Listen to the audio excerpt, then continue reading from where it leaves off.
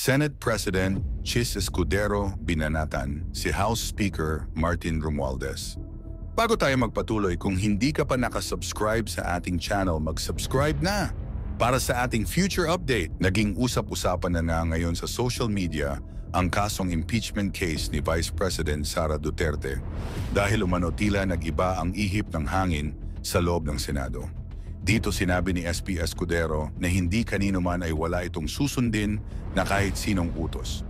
Binanatan rin nito si House Speaker Romualdez, dagdag ni SP na kung ang mga kongresista ay napapasunod niya, ibahin mo ako dahil hindi ako nagpapadikta ni Ninuman.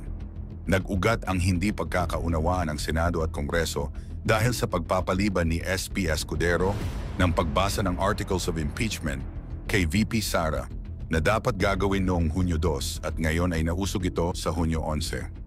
Ngayon nagsalita naman rin ang ibang kritiko ni VP Sara, kagaya ni Senator Riza Hontiveros, na ang ginawang pagpapaliban ng impeachment process kay VP Sara ay isang paraan upang madelay ito at hindi umano may papatupad ang hustisya na hinihintay ng bawat Pilipino. Samantala nagsalita rin si ML Party List Laila De Lima at umangal sa naging desisyon ng Senado aniya, hindi makatarungan ang ginagawang pagpapaliban ng impeachment case ni VP Sara at sinabi nitong unconstitutional. May kumakalat din na draft o resolusyon umano ng Senado upang ibasura na ang impeachment case na ipinasa ng Kongreso sa Senado. Saad pa ni Senator Cheese na hindi dapat silang madaliin dahil natingga ng halos 2 buwan ang impeachment case ni VP Sara sa Kongreso idisanay, minadali nila upang mas nabigyan ng malaking panahon ng Senado. Ang mga kongresista tila nasasanay na diktahan ang Senado kaugnay sa gusto nilang mangyari sa impeachment. Pues kung trabaho ng ilang mambabatas na maging sunod-sunuran kay Speaker Romualdez na gusto, klaro itong impeachment na ito, hindi namin trabaho yan sa Senado. Hindi ko rin trabaho yan bilang tagapangulo ng Senado. Para sa akin, gagampanan namin ang aming tungkulin ayon sa aming paniniwala na tamang proseso na naaayon sa batas.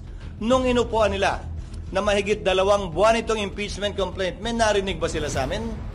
Nakalagay din sa rules nilang immediately ibibigay ng SecGen yung impeachment complaint sa Speaker. Hindi nila ginawa yon sa loob ng mahigit 2 buwan. May narinig ba silang reklamo sa amin? Ginalang namin ang kanilang pasya, proseso at pagdidesisyon. Yan sana ang inaasahan ko rin sa kanila. Subalit maging ganun pa man, hindi ko pwede silang gawin, piliting gawin o hindi gawin ang partikular na bagay. Gayon din sila. Kung nais nila maging sunod-sunuran sa gusto ng kanilang speaker, pues hindi po namin trabaho yan.